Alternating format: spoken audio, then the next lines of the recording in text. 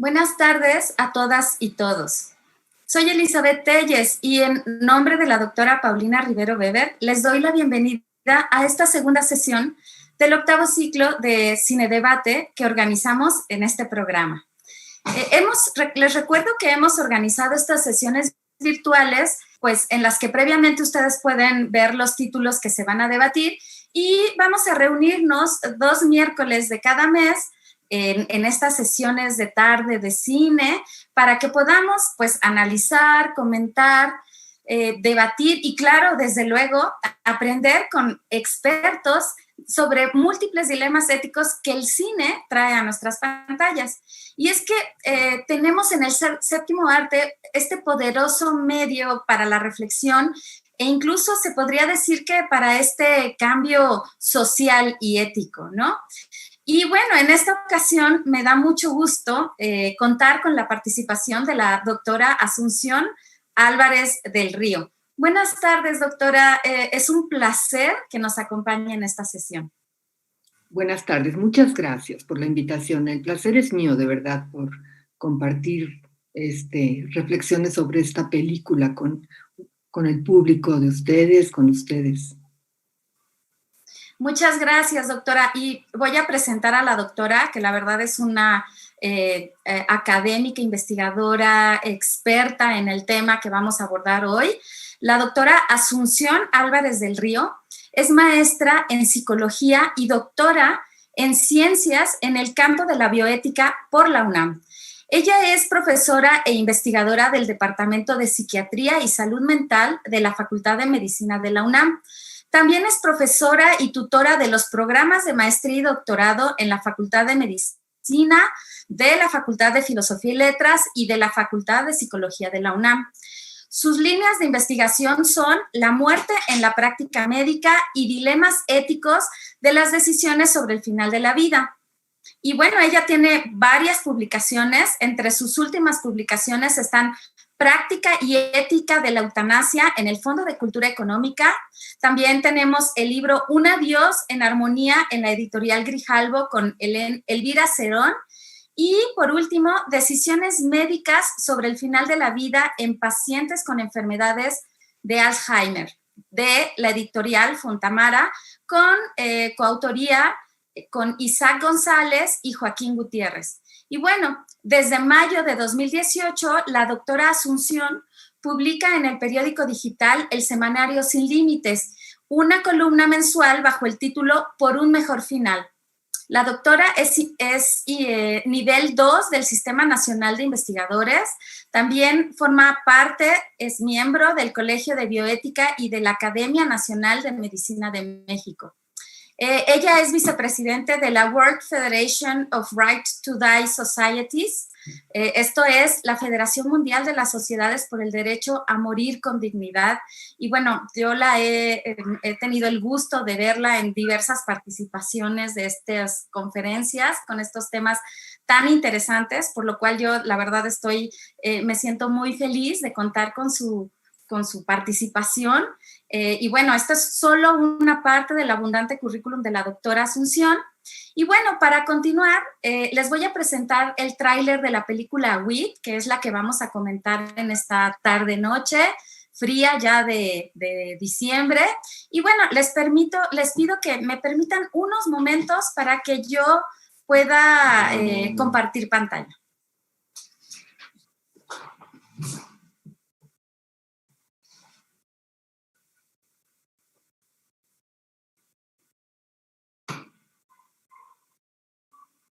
You have cancer.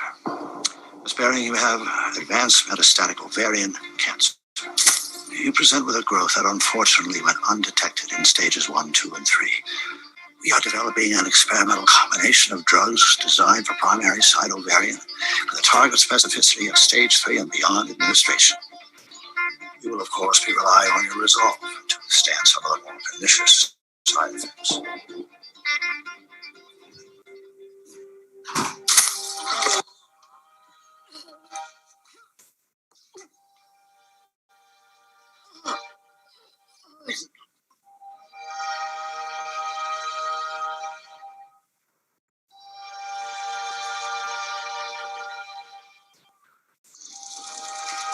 cancer.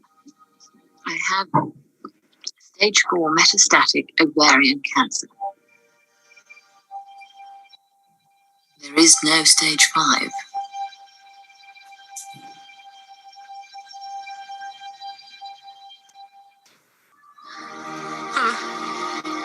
I'm scared.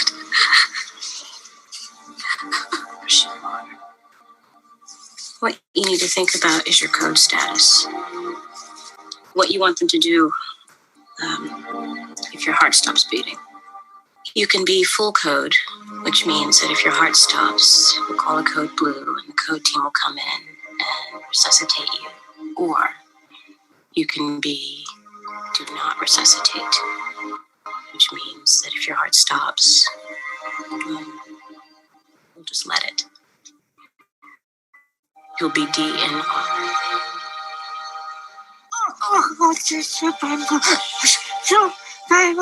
Mary?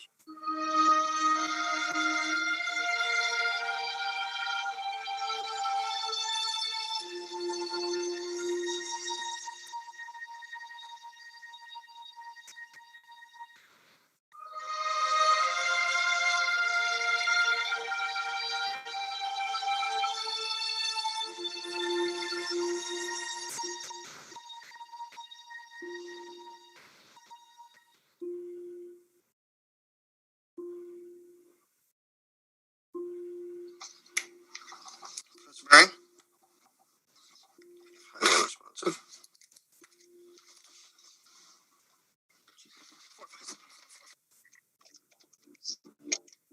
Code Blue Room 707, Code Blue Room 707, Dr. Posner, POSNER, hurry up.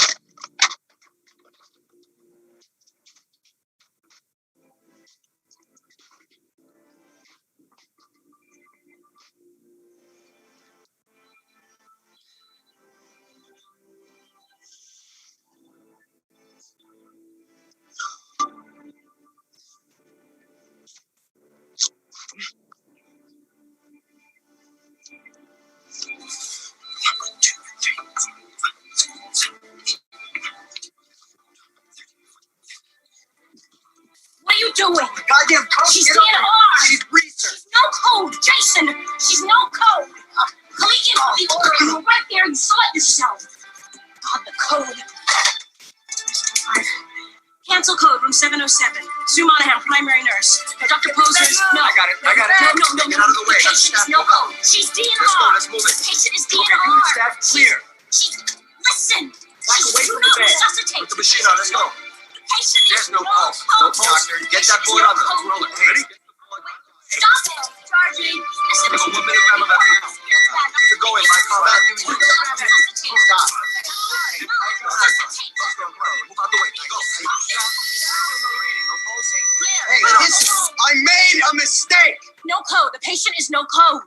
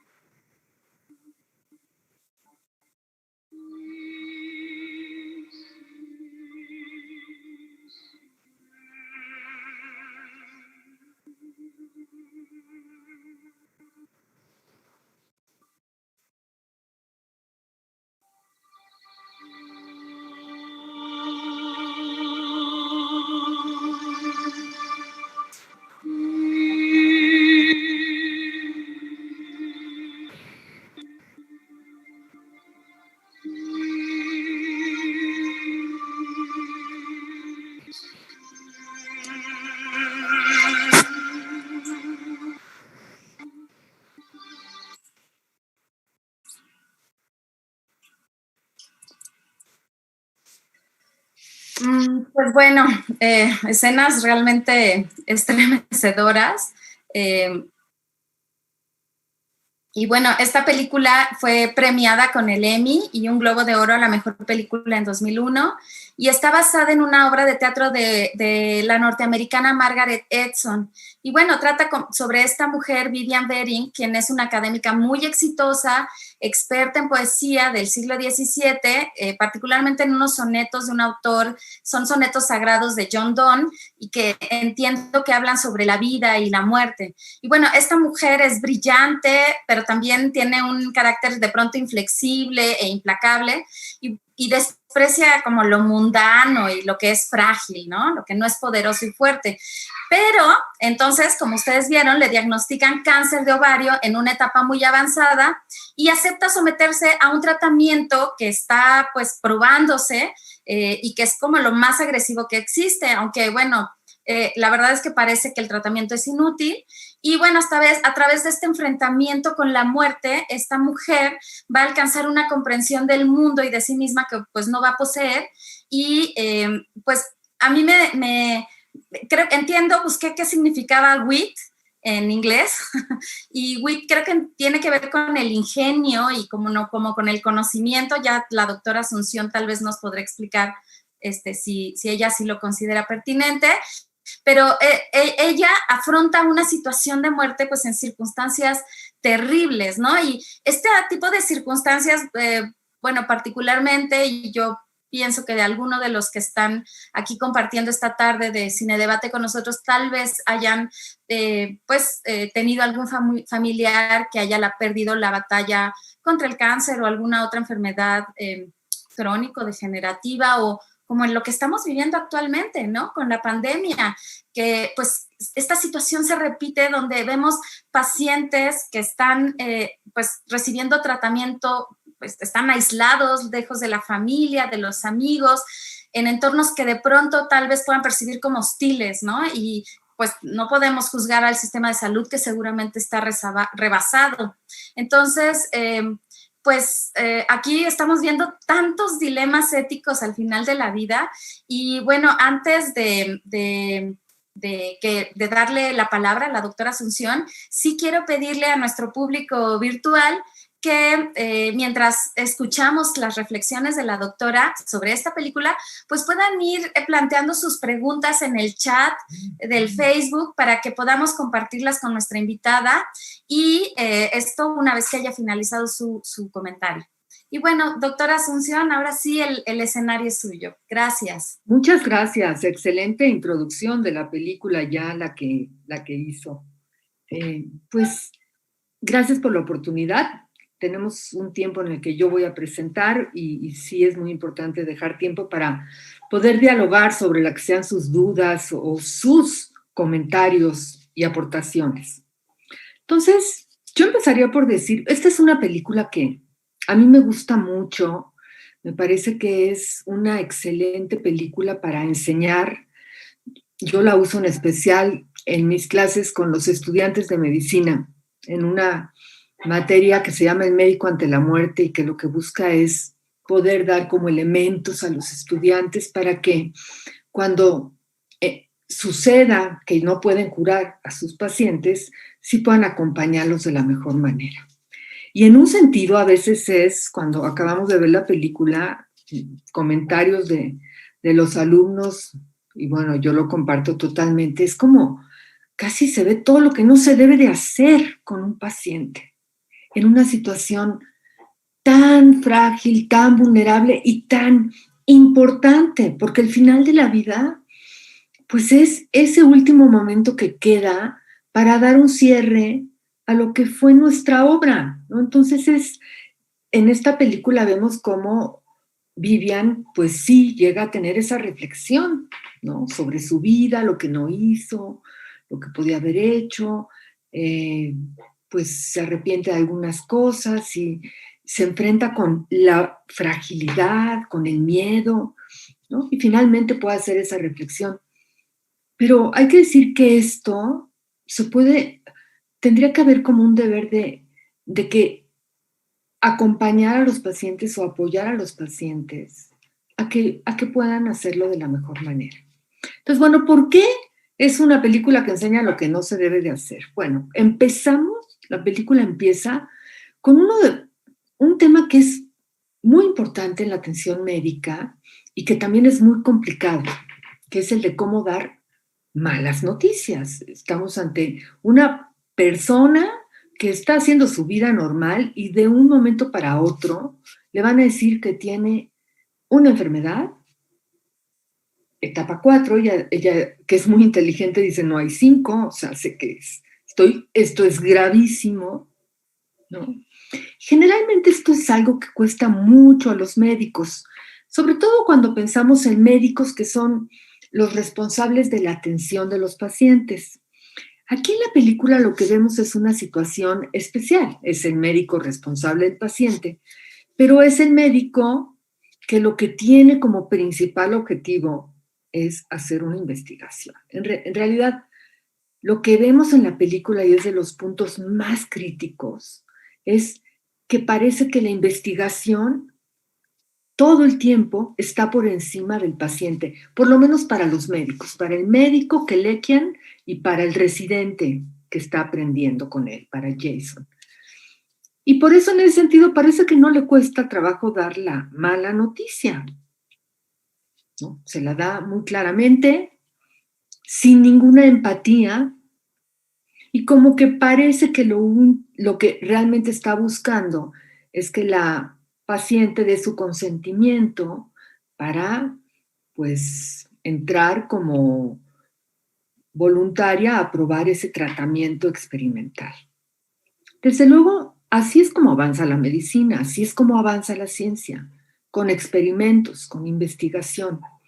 Pero si algo se aprendió desde que tuvimos la confrontación con una serie de experimentos que se hicieron, bueno, sobre todo en la Segunda Guerra Mundial, pero que se siguieron haciendo, es que no se puede tratar a las personas que participan en las investigaciones como si fueran un simple medio, como si fueran objetos de investigación.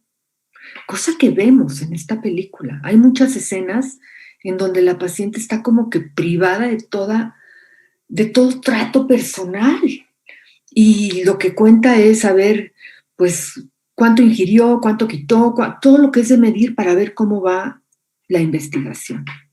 Entonces, bueno, en ese sentido es como una primera falta ética enorme, porque aparentemente la paciente sí da su consentimiento, pero si somos realmente analíticos, críticos, decimos, eso no es elegir, o sea, no le dio ni tiempo a digerir lo que estaba escuchando, a entender que tenía una enfermedad que no tenía curación, que lo más que se iba a hacer era probar un experimento.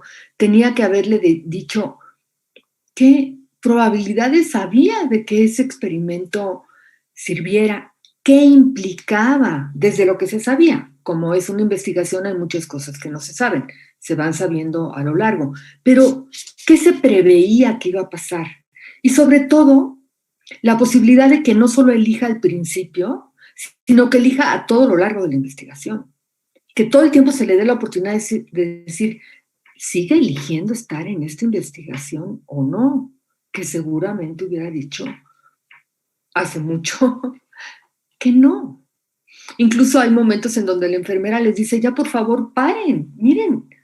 Y no, la investigación, bueno, entonces ese es como lo primero que llama la atención y que desde una reflexión ética hay que decir que hay una gran falla, ¿no?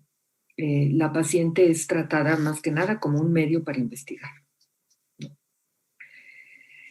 Y se podría haber hecho la investigación si la paciente hubiera dicho, bueno, sí, hay personas que a pesar de que saben que no van a obtener beneficios directamente, pueden encontrar mucho sentido en hacer algo en el último momento de su vida que va a servir a otros, ¿no? Así se eligen a veces, así hay veces que se da el consentimiento. Bueno, aquí no hubo consentimiento informado, hubo un consentimiento forzado, coercionado, ¿no? Y bueno, pues lamentablemente todo eso que es ese doctor Kelekian, que se ve que es una eminencia, pues es lo que le está enseñando a su residente. Está aprendiendo perfectamente a ser como él, ¿no? En ningún momento tiene una empatía. Hay un momento en donde ella le dice, bueno, y quiere explorar un poco qué siente de que sus pacientes se mueran. Y bueno, él como que le parece rarísimo que haga esas preguntas. Dice, ay, sí, las mujeres suelen hacer esas preguntas. No tiene, incluso cuando le pregunta por qué el cáncer, dice, porque es interesantísimo. Y se le olvida que tiene una paciente que se está muriendo por eso. O sea, cero empatía, ninguna. Es como lo que no hay que ser. Y lo que es interesante decir no es que sean malas personas, uno se las encuentra en la calle o se las encuentra en otro contexto, y pues seguramente son personas muy amables, que uno puede decir son buenas, se dedican a la ciencia, y lo que podemos decir es que hacen muchísimo daño,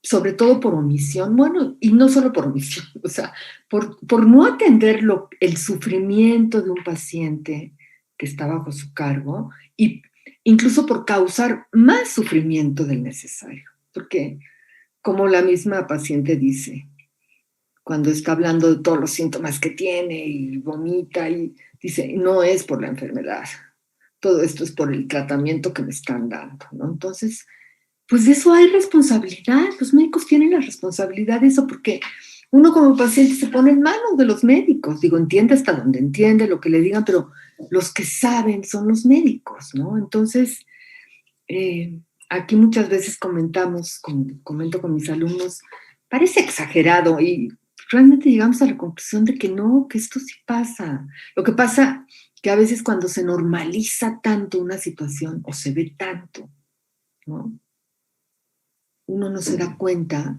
de las graves faltas que hay, ¿no?, en eso.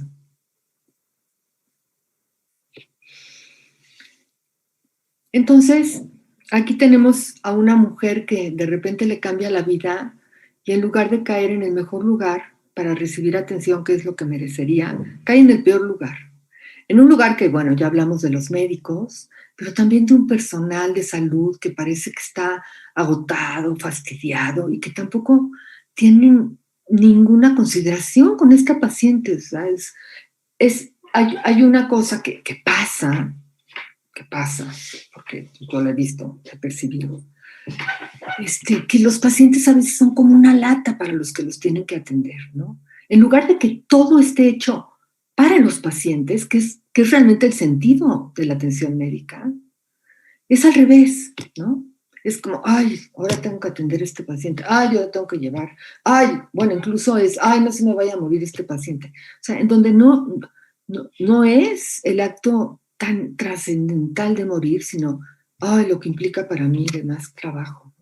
Entonces eso lo vemos, ¿no?, en todas las situaciones en donde le preguntan cómo se llama, de que le tienen que hacer un estudio, le quitaron la silla, ahora hay que ir por otra. Es así como, qué lata, o sea, el mensaje es, qué lata me da usted, paciente, en lugar de que sea todo lo contrario.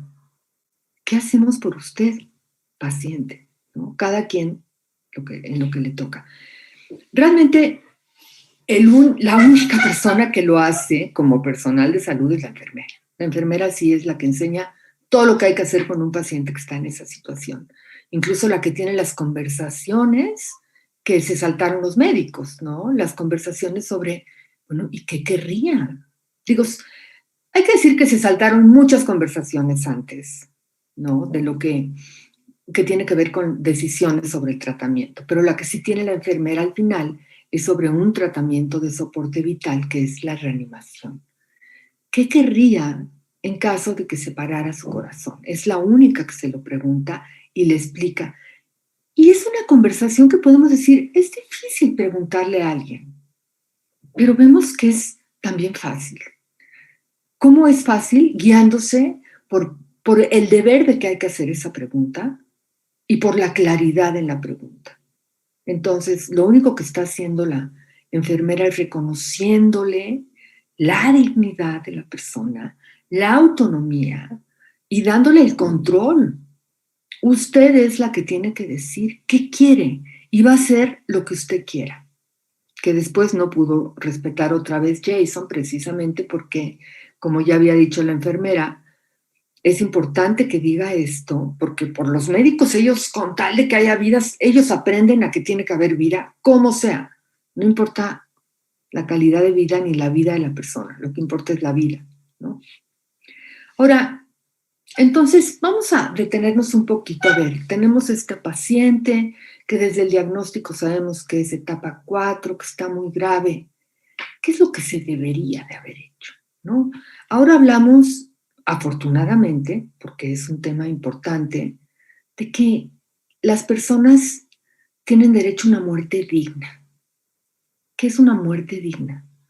La muerte digna es, asumiendo que hay una muerte que no se va a poder evitar, es la mejor muerte posible.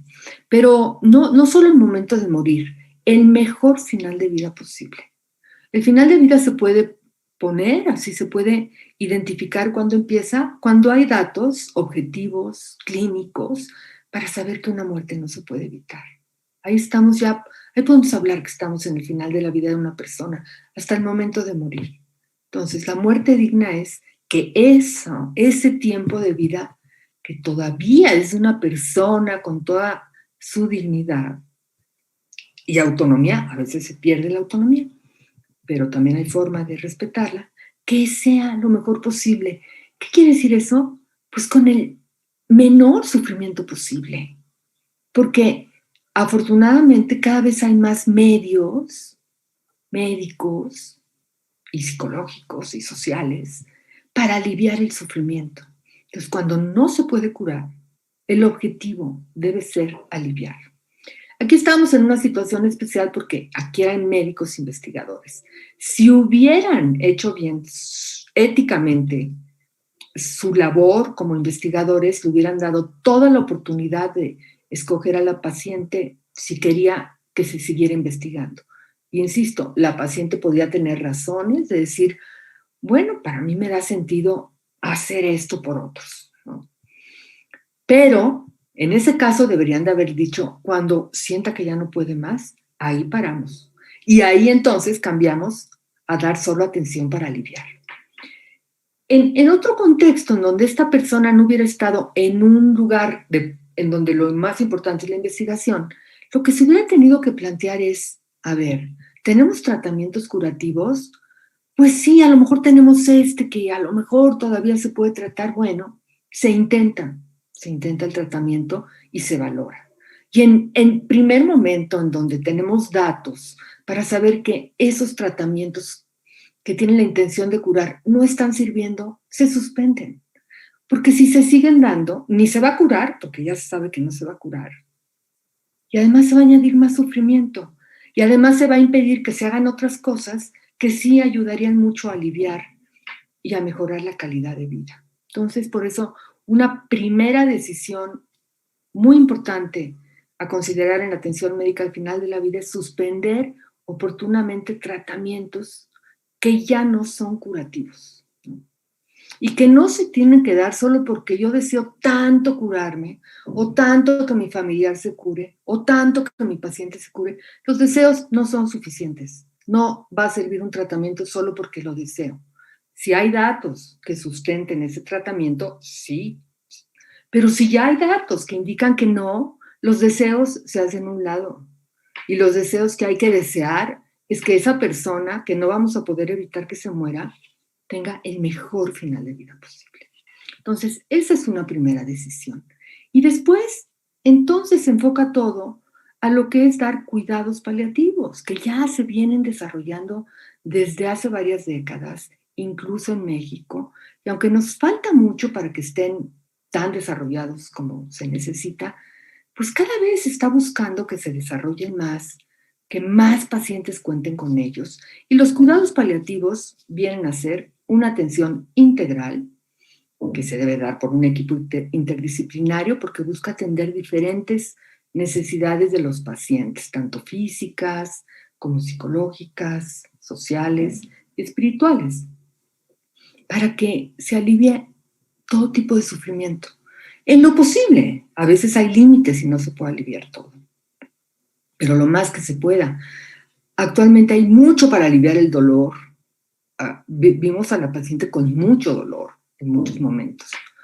Y después para muchos otros síntomas, como eran los vómitos, como era el miedo, la angustia, el frío. O sea, había muchos síntomas que hay forma de aliviar, ¿no? Entonces, cuando el objetivo es solo aliviar. Bueno, pues todos los esfuerzos están dedicados a eso. Y eso faltó, desde luego faltó. Ahora, idealmente, algunos países cuentan todavía con otro medio más, que es el de que si llegan a la conclusión los pacientes que debido a la situación que están viviendo prefieren ya morir, adelantar su muerte y poder recibir ayuda para morir, pues que tengan la opción de la eutanasia o el suicidio médicamente asistido. Esto en México no lo tenemos, ojalá lo tengamos pronto para que realmente tengamos todos los medios que se necesitan para garantizar una muerte digna. Otro medio más es la voluntad anticipada, que eso fue lo que hizo la enfermera con la paciente al final, ¿no? La voluntad anticipada puede referirse a muchos tratamientos o a un tratamiento específico. En la película vimos al tratamiento específico de reanimación, ¿no? Entonces la voluntad anticipada sirve para seguir respetando la autonomía de la persona más allá, aun cuando la persona ya no la puede defender directamente. Ya no puede decir ella misma lo que quiere y tiene que ser otro el que diga, aquí está lo que ella quería, para que se respete su voluntad. Ya no se da cuenta la persona en ese momento, quizá, ¿no? Pero de todas formas, esta persona no quería que le hubieran hecho eso, que de todas formas empezaron a hacerle, y eso por el error de Jason, que justamente pues no tenía nada de formación en ética, ni idea de lo que es atender a un paciente. Él nada más veía sujetos para investigar y saber más de lo que muy válidamente quería saber. El problema es que se le olvidó que cuando en su necesidad de conocimiento, pues eso implicaba también atender pacientes. Entonces no estaba por arriba su interés personal de los pacientes, tenía toda la responsabilidad de los pacientes que no saben que llegan a un hospital en donde lo único que importa es la investigación, ¿no? Entonces, ahora, por otro lado, pues, ¿qué vemos? Vemos cómo, pues, cada vida es singular, ¿no? Y también hay que decir, ¿no? El conseguir una muerte digna, el que la persona pueda cerrar su vida de la mejor manera, influye mucho lo que hagan los doctores, lo que hagan y dejen hacer los doctores, ¿no?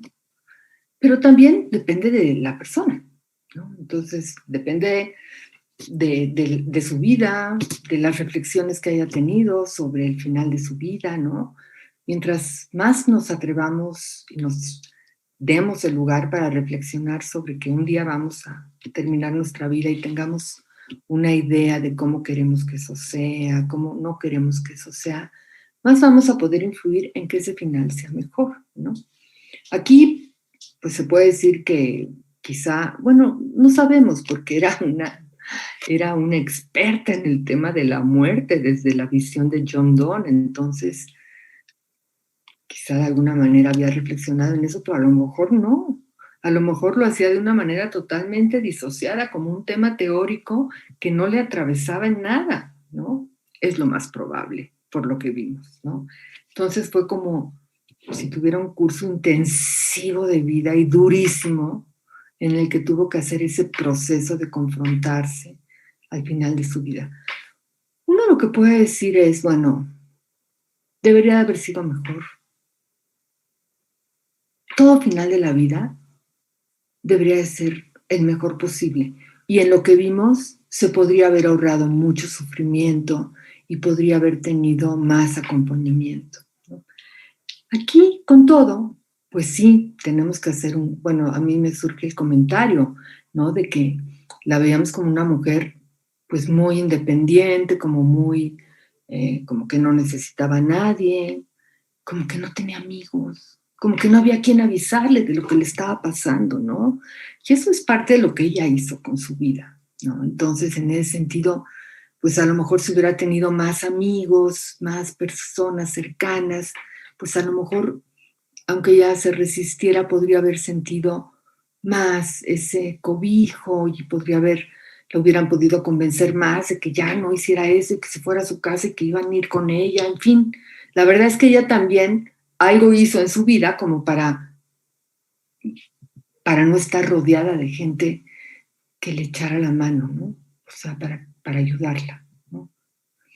Pero bueno, con todo y todo sí la tenía. Y una escena que es muy conmovedora y que nos enseña mucho de lo que es acompañar a alguien en el sufrimiento, porque en general hay, como sociedad, tenemos una gran dificultad para pensar en la muerte, en la vejez y también en el sufrimiento. Y también tenemos una gran dificultad para acompañar a gente que se está muriendo o que está terminando su vida por vejez o que está sufriendo mucho porque es como si no hubiéramos aprendido eso, ¿no? Como ante alguien que se va a morir, sentimos que seguro lo que decimos está mal, o ante alguien que está sufriendo, lo único que se nos ocurre es como decir, no, ya va a pasar, ¿no? Y aquí lo que vemos es que ante el sufrimiento, ante alguien que se va a morir, lo que hay que hacer es acercarse, estar y ofrecer apoyo y cariño. Y es lo que hace su maestra de manera admirable. Entonces, con toda naturalidad, llega, la ve tan mal y tan sufriente, y bueno, baja los barandales, se mete con ella en su cama, y por unos minutos le da tanto confort y tanto cariño y tanto consuelo, y cuando se da cuenta que no quiere saber nada del poema, que se saben también ellas sobre la muerte, le cuenta un cuento que ya vimos en la película, que está en el origen, los cuentos, de lo que es su pasión por las letras, ¿no? Entonces, como que se cierra ahí un círculo más.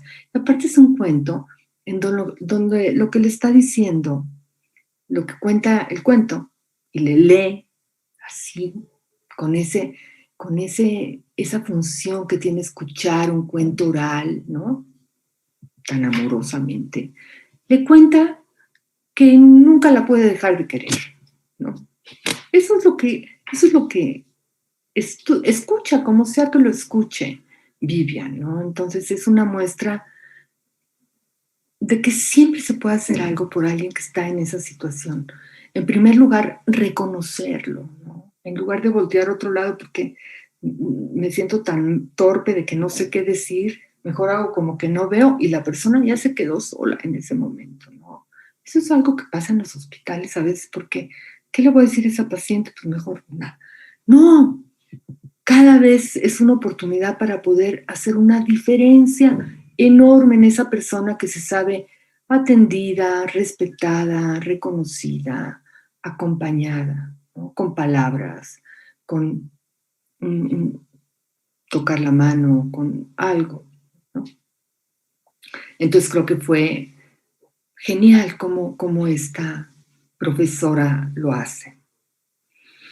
Y a mí también me parece que es genial que en la película de lo que se trata es pues de profundizar y profundizar en este poema sobre la muerte, ¿no? Y que al final, como es un poema en donde finalmente lo que se le dice a la muerte es, muerte, tú no vas a vencer, ¿no? Y así cierra. Entonces es muy bonito porque aparece después de leer, ¿no? Este poema. Bueno, que aquí lo tengo, pero no sé si tengo tiempo, entonces mejor ya lo saben. Aparece otra vez la vida, así como lo que nos muestra es otra vez la imagen de Vivian bien, ¿no? Como es lo que nos queda de su vida. Y en ese sentido es que la muerte no vence, vence la vida que fue, ¿no? Pero es muy importante, o sea, sí es muy importante reconocer a alguien en ese momento y que nadie tenga que pasar por eso totalmente solo. Finalmente uno muere solo, eso sí, nadie puede morir, nadie sabe lo que es, uno muere solo en un sentido, pero que uno se pueda desprender de esta vida con ese reconocimiento, con ese trato digno y con ese cariño, ¿no? Y con esa atención que vimos tan contrastadamente en esta película. Entonces, pues hasta aquí lo dejaría para ver qué quieren decir y de qué quieren seguir hablando. Ay, doctora, muchísimas gracias. La verdad es que lo explicó la película, la detalló de una manera tan plausible, tan tan interesante, tan integral. Y sí, ciertamente tenemos muchas preguntas por parte de del público participante. Y, por ejemplo, aquí el George pregunta, ¿cómo se pueden conciliar el suicidio asistido y la eutanasia con las creencias religiosas tan arraigadas en nuestra sociedad, donde la vida es sagrada? Y bueno, a mí me recuerda esta frase que Vivian decía de el dolor me hace sentir que estoy viva, ¿no? Entonces, mucha gente incluso encomienda su dolor como una suerte de, no sé, pues de purificarse, como de prepararse para el paso, sí. Claro. Es muy buena la pregunta porque aparentemente la Iglesia está totalmente contra. Yo diría que si pensamos en la Iglesia Católica, el Vaticano está totalmente en contra. ¿Por qué? Yo creo que por terco, la verdad. Es como una terquedad de que se permiten muchas otras cosas, pero eso no. Y sin embargo hay teólogos católicos, claro, no bien vistos por el Vaticano, pero bien católicos en el sentido de que se basan en los mismos documentos de la Iglesia, ¿no? En el mismo dogma de la Iglesia para decir, no, el Dios católico es un Dios primero amoroso, pero también es un Dios que nos dio la libertad. No, bueno, ese es el discurso de los católicos, que nos dio la libertad y la responsabilidad y no nos lo quita en el final de la vida.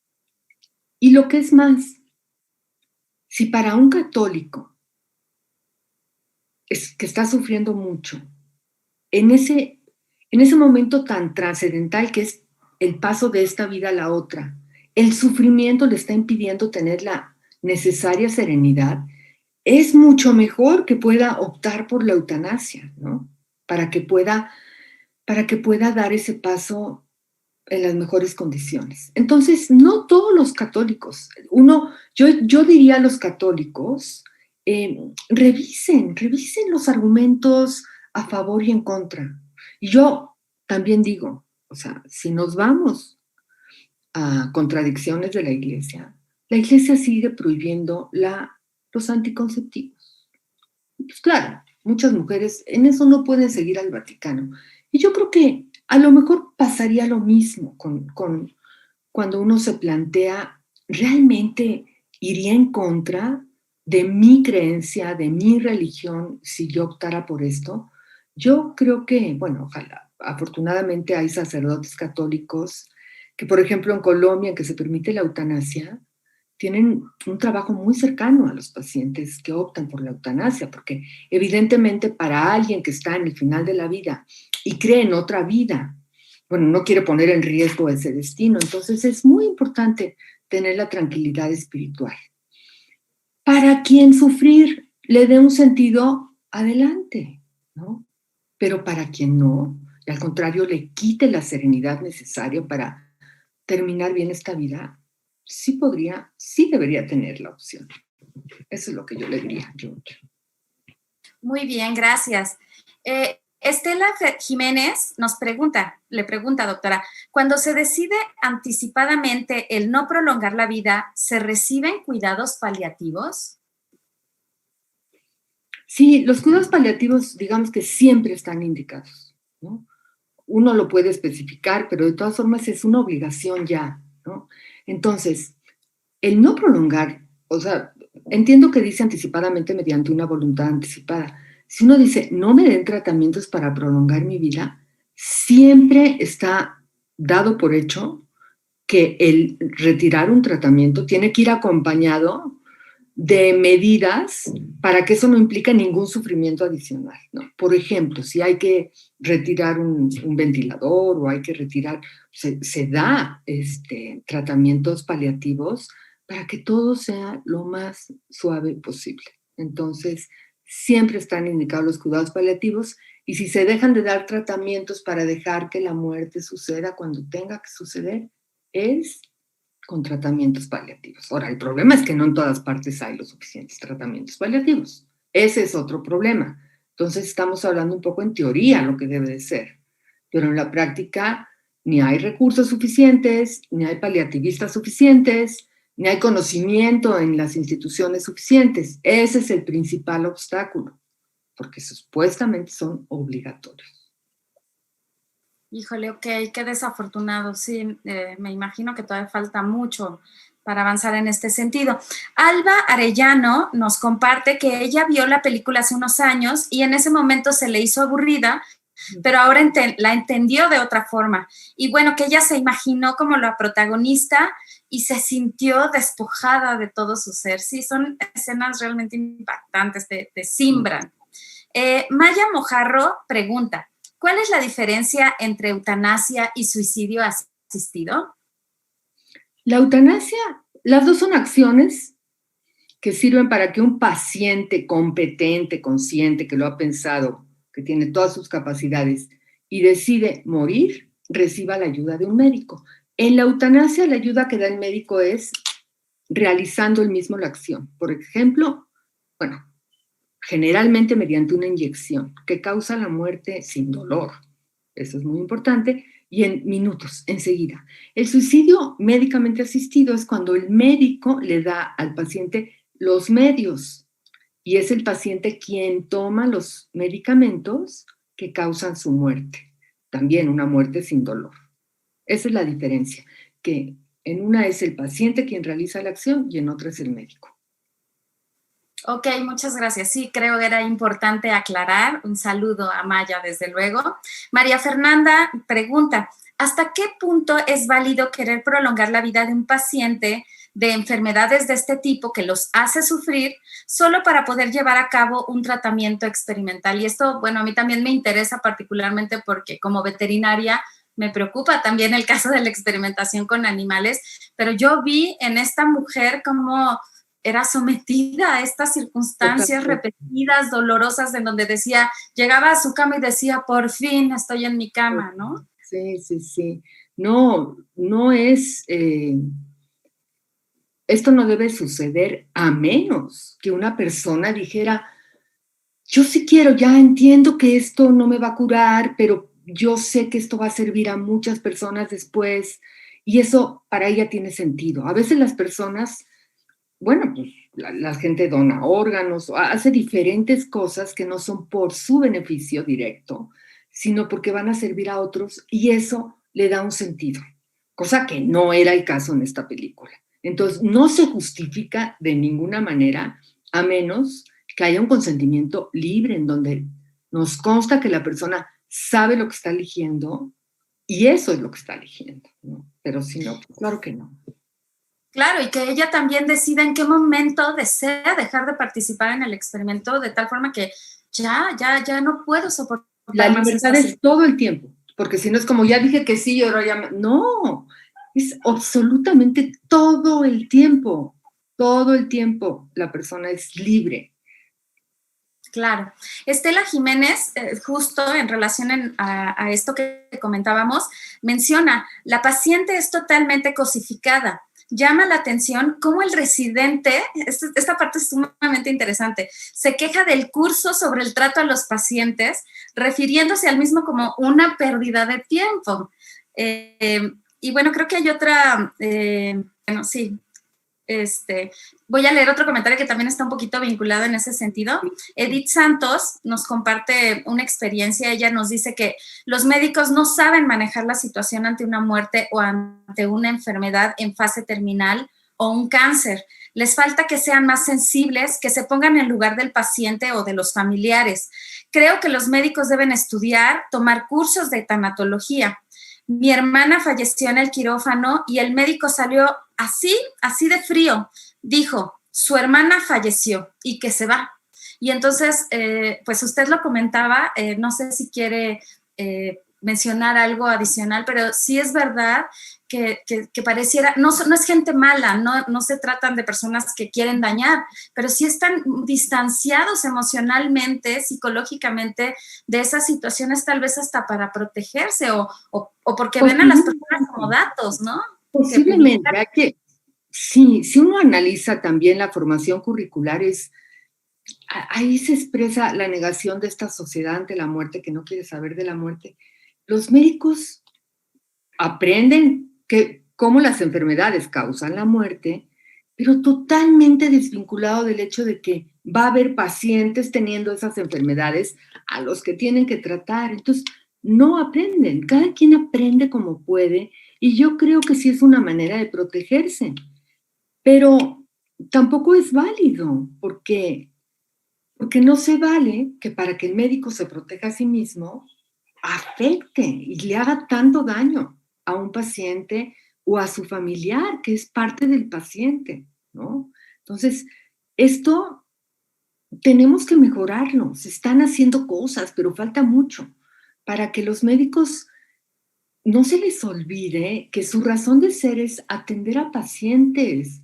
No es al revés, a ver, es como si el paciente a veces estuviera en deuda con el médico, ¿no? El médico le hiciera el favor. No, la razón de ser de un médico es atender a un paciente. Y es un paciente que no es un cuerpo, es una persona. Entonces tiene por un lado todo lo que físicamente le pasa y después todo lo que emocionalmente le pasa. Entonces, pues lo que tiene que haber siempre es una relación médico-paciente, que en el caso que nos describe esta persona, pues eso no era ninguna relación. Eso lo podía haber dado un robot igual y lo hubiera dado mejor, quizá. ¿No? Espantoso. Sí, sí es cierto. Alba Arellano dice, los médicos se aferran a luchar contra la muerte, porque esa es su formación, pero la muerte es parte de la vida y en cualquier momento tenemos que partir. Lamentablemente no siempre se respeta la dignidad humana, les falta empatía y para muchos es tan cotidiano su hacer que lo ven como un diagnóstico, no como una persona.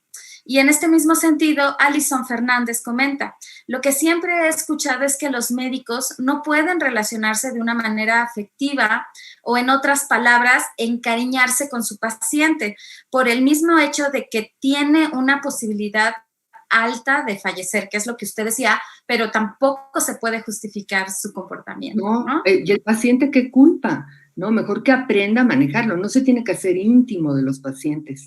Tiene que ser alguien, es una relación entre una persona y otra. Si no se juega eso y las emociones, no hay un trato entre personas. Será un robot con una persona que no es lo que necesita, ¿no? Entonces, no, es responsabilidad de los médicos prepararse para eso. Bien, continuamos. Sofía Díaz nos comparte, digamos que la otra parte. Ella dice, los médicos durante el pregrado reciben clases de psicología, de tanatología y para aprender a dar malas noticias, pero nada te prepara para la vida real. ¿Sería benéfico y factible que los médicos residentes recibieran acompañamiento psicológico a lo largo de su formación? Y creo que esta pregunta es muy pertinente porque, según entiendo, hay una alta tasa de suicidio en estos médicos residentes, ¿no? ¿Qué opina, doctora?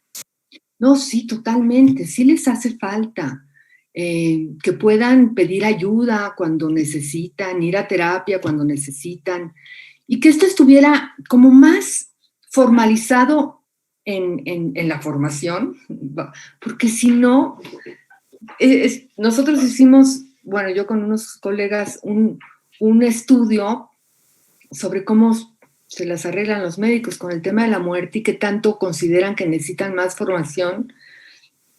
Y es interesante decir, sí, reconocer que sí necesitan, pero al mismo tiempo decir, pero no tenemos tiempo, ¿no?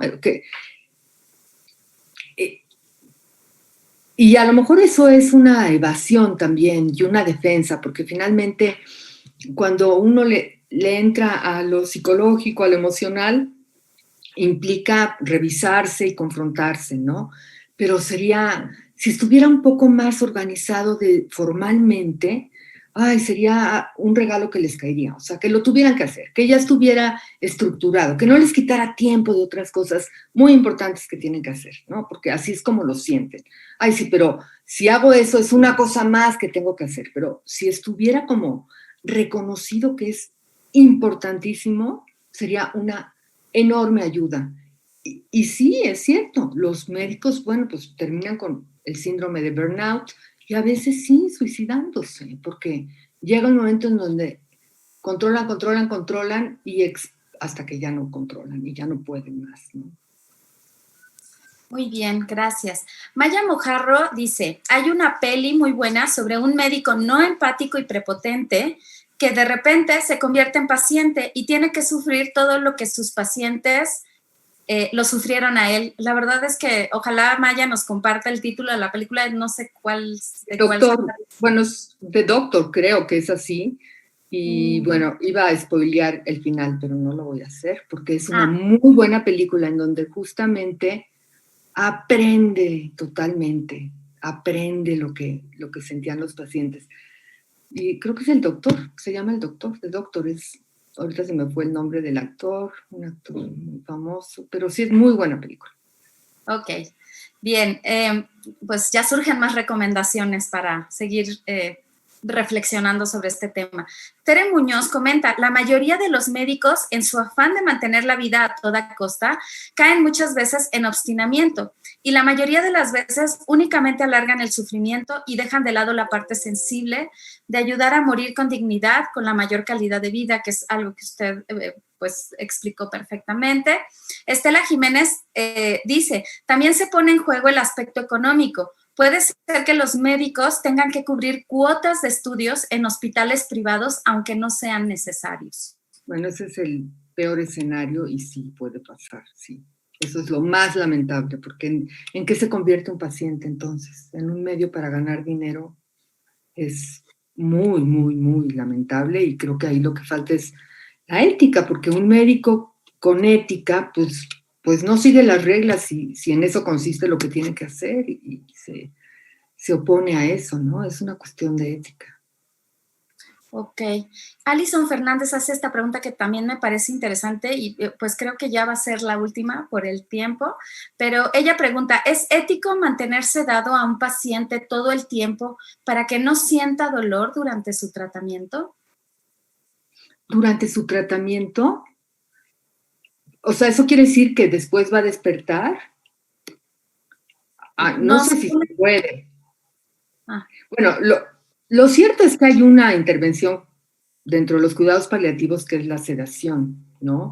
Y también sucede que como parte de la atención de los cuidados paliativos, a veces la única manera de aliviar el dolor de las personas, ya no el tratamiento, ¿no? Supongamos que esa persona ya se acepta que no se va a curar, pero todavía pueden ser síntomas de dolor o puede ser de asfixia, puede ser que se le cede. Yo creo que lo ideal es que sea con el consentimiento de la persona.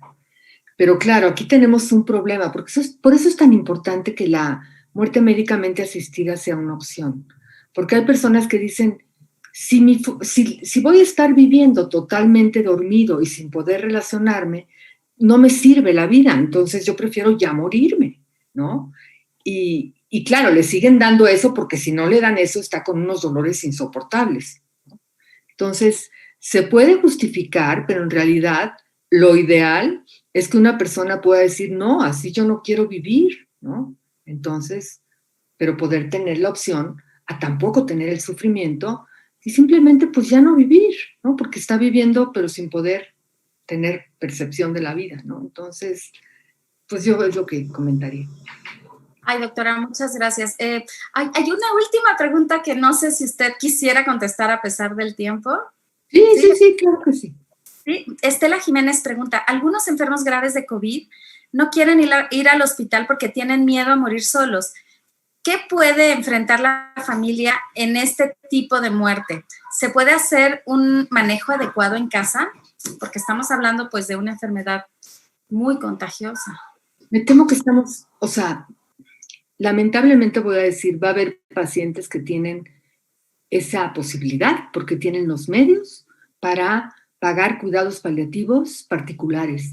Y entonces pueden decidir no ir al hospital y arriesgarse a tener la atención posible y si ya se sabe que no se va a curar, tener los mejores cuidados, a lo mejor incluida la sedación en su casa. Eso debería de poder tenerlo cualquier persona, pero pues sabemos que estamos rebasados, ni siquiera hay para dar la atención, pues ahorita no es una garantía que las personas puedan tener eso que deberían de poder tener. Si alguien se da cuenta que debido a la gravedad de su enfermedad no va a poder librar la enfermedad, pues tener el mejor final, pues es lo que merecería, ¿no?